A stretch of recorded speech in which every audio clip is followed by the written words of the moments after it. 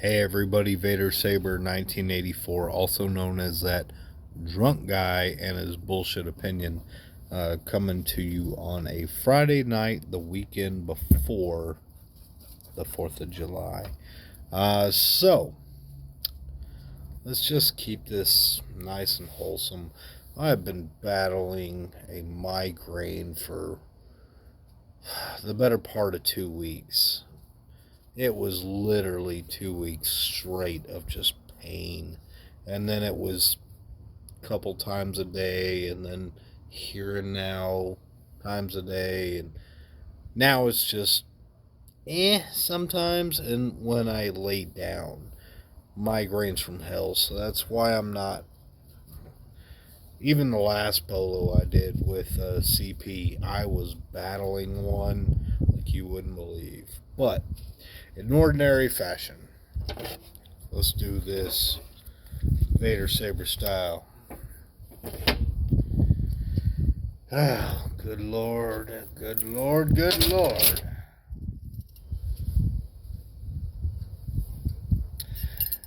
Grab yourself a smoke.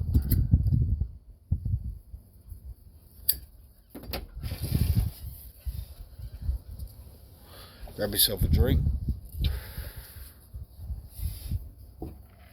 Or two. Grab onto your butts, your balls, your boobs, whatever you got, because here we go. Cheers.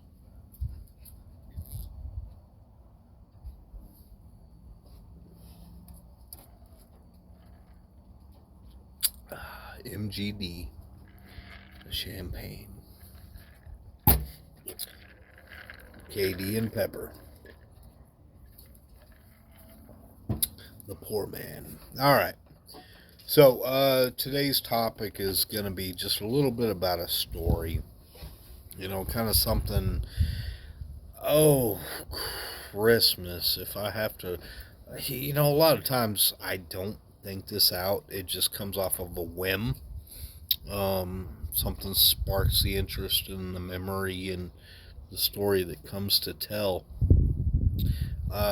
So let's say it was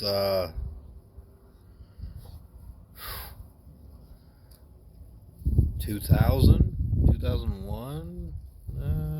So at least 23 years ago. Over 20 years ago. We'll just go with that. Over 20 years ago. So, 20 years ago, and then some, I was a part of a ministry motorcycle club. Had to earn your patch, but it was also ministry. Okay, so it was also biblical and religious. But we fed the homeless, we still had church, all that kind of good stuff. However, came to a point in life where I met a man, a very mysterious man by the name of Dino, who was actually a best man at my father's fourth wedding, I think. Yeah. He had a lot. He had 5. Anywho, he'd come over to the house time and time again and tell me stories about back in the day when, he was a Army Ranger or whatever it was. I think in the 60s, because he was like 10 years older than my dad or so. Late 60s or dog. Yeah, but anywho, 10 to 20 years older than my father. But he would come over. My dad, as the host he always was, hey, you're coming all the way out to my house. Let's have a good time. You know, got steaks on the grill or catfish or whatever you do. Well, this man, and I'm only going to give his road name, Dino, would show up from time to time. And behind all the all the nitpicks and everything. I don't know what that man did for a living, but I know what I was told that he did for money. You know, if you're in a biker gang, which he was not a part of our motorcycle club, but he had done some things. He was a different patch, different whatever. Wasn't a ministry, but it was something else. Let's just say that. Well, long time ago, without me knowing, this man became a very huge part of my life. And somebody who I'd never seen call me out on my purism and honesty, which I'm that drunk guy in his bullshit opinion. Like, I just say how it is. But even at that young age of whatever it was, 16, 15 years old, he still caught me on it. So, backstory, we go to a motorcycle run. We're walking up and down the shops. He's there. He sees me. Finally, I get away from the adults and we go hang out, yada, yada, yada. Me and the kids my age. Well, we go back to the house as Dad always did. Have a little catfish, a little steak, and it was time to talk to Dino. And that man, who was a legitimate and somehow birthright, whatever, as a Mandingo warrior, or his father was from Africa. I don't know how that works, but you know, that's some pretty cool shit, right? Okay. So, sitting down, he said, "Let me holler at you." Okay. And he said, "So, saw you at the motorcycle run." "Oh, yeah, I saw you too." "Oh, no, I saw you." "I saw you too." "When your parents weren't around, I followed you and I saw you. I saw what you did." And I go, "Okay. You followed me to the football stadium and watched me stand there?" He turned immediately to my dad and goes, "I like him, Peace. He's honest." I didn't know at the time, you know, 30 years ago or whatever, maybe. But now to me today, it makes sense. Fast forward. Fast forward to 2000 and yeah, because that was like, I think that was 99. All right, so fast forwarding to 2001.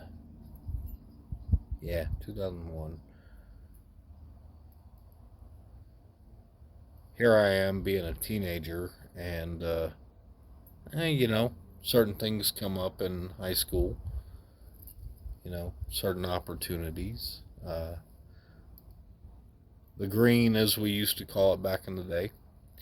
But there was a guy down the street, and hey, you know, smoke out, have a good time. Nobody knew. God, parents won't know. We'd go to the house high as balls and enjoy spaghetti night. Nobody'll ever know. Anyways, well, finally ended up ratting ourselves out to our stepmom, who couldn't hold a secret, let alone a fart, on an old man after a Frito pie night. But she spilled the beans, told my dad, "Hey, yeah, they're out there smoking weed, da da da da." Sold us out, gave us up. Never trust that bitch ever again in my life. Anywho, um, so show up at the house, getting off the bus one day, and walk up to the back porch, closest to my room, and who is sitting on my porch? None other than my dad's best man from his last wedding, Dino. Looks at my stepbrother. My stepbrother said his name. He goes, "Hi, Mr. Dino, how are you?" Serious mode, straight face, like he was like literally sharpening or whittling or whatever with a stick, like old men do. He said, "Don't talk to me, boy. Go inside." "Yes, sir." I stopped and put my bag down, put my hand out, and said, "How you doing, Mr. Dino?" He goes, "Boy, I got a lot to talk to you about." Oh, shit. So he sits there and looks at me and he goes, "I just want you to tell me the truth because I know you always do. What the hell's going on? What you into?" I said, "Oh, you must mean what I'm in trouble for, because the only reason you're ever here is for a good time or a bad time." He goes, "That's why I always liked you. You're smart and you know. The bad time. What's going on?" I said, "Well, got in trouble for smoking a little grass." He goes, "I'm not mad at you. I got a son a little older than you. Not mad at you. But let me tell you, do you know that man?" "No, not really." "Do you trust that man?" "No, not at all." "So why in the world would you take something from him and put it in your body without knowing him?" And it woke me the hell up. And I said, "Well, not quite pure pressure, I guess, but just because it was there." He goes, "That's honest, but it's not smart." I said, "No, sir, wasn't smart." He said, "How did it make you feel?" I said, "Well, honestly, Mr. Dino, it made me feel like I was on cloud nine, like I was light as a feather, and everything was funny, and everything tasted good." He goes, "Well, that's good. That means you had some good grass, and everything worked out okay, because you're still here." And then he got serious, grabbed me by the scruff of my shirt, pulled me in close. He goes, "But let me tell you, how do you expect for any of your family to answer for you and your actions if that would have been laced with something else? A little angel dust, a little crack, a little meth. You don't know what's in there. You're just doing it. How stupid are you? That's nobody that you know, nobody that you trust. But you're going to do that? You're going to give your life, your mentality, your future on just the aspect of, my whole brain blew up. Like, holy crap. I still have a bag of this sitting in my bunk bed, like the old bunk beds with the metal frames, and you could take the cap out and you could stuff it. Yeah, it was still sitting in there. Totally blew my brain. Like, wow, this could be something that hurt me.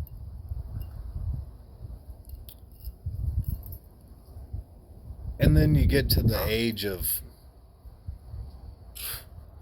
God, I guess he was 50 or 60 at the time, somewhere around there.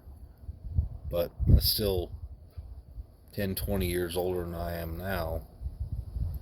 But now to that age, you get into a situation and you see the same aspect, you see the same situation, same story, the same line. Hey, we're just hanging out with our friends, we're having a good time, and yeah. Now the trouble I got in for that, you would have thought it was the worst thing nowadays. You're going to pick up every cigarette butt on the entire lot. You're going to dig a 3 by inch deep, One cigarette, bury it. And I did. And on top of that, I was grounded for, let's see, 90 days, which was 3 months. And then on top of that, no video games, no friends, and no phone privileges. Because we didn't have cell phones back then. But that's just what it was. And I did my time. I served it. I didn't get to do much of shit. But anywho, coming down to nowadays, falling in the same spot that, would happen with the youth of today, because there's so much fentanyl and you don't know what you're getting. And yeah, man, if you live in Colorado, you're going to pay out the butt for, some things. But, you might have an opportunity of it being something amazing or just garbage. But, when you live somewhere where it's not an open state, you're taking a crapshoot. Kind of like Dino said. You don't know what's in that shit. So, going through that situation, and this is the main thing, trying to guide the youth, whether you're a dad, a mom, a mentor, whatever it may be, going in that kind of situation. Hey, if you've been there, you have to remember that. But nowadays, it's a little bit more scary. So you take that in consideration. And you don't want a kid to fry their brain out and be a bum and not do anything but that, Hell, I got a brother that does nothing but that and hasn't had to work. He just lives off his parents, and it's sad, but whatever. So, if you're a young man or a young woman, because there's only one or the other, and you're under the age and you live or do not live in a free state for, that kind of thing. The only thing I could say as a person that's been there, wait till you're old enough. Wait till your mind's fully developed. And if it's prior to that, just tell your parents. Just tell your dad, tell your mom, tell your stepmom, tell your stepdad. Just tell them, hey, this is something that I'm thinking about doing. And I can guarantee you, 9 times out of 10, especially nowadays, they're going to be like, oh yeah, I used to do that. And it will be a lot better, because they're going to be like, all right, either no, wait, we'll get there one day, or I'll take care of it and we'll do it together.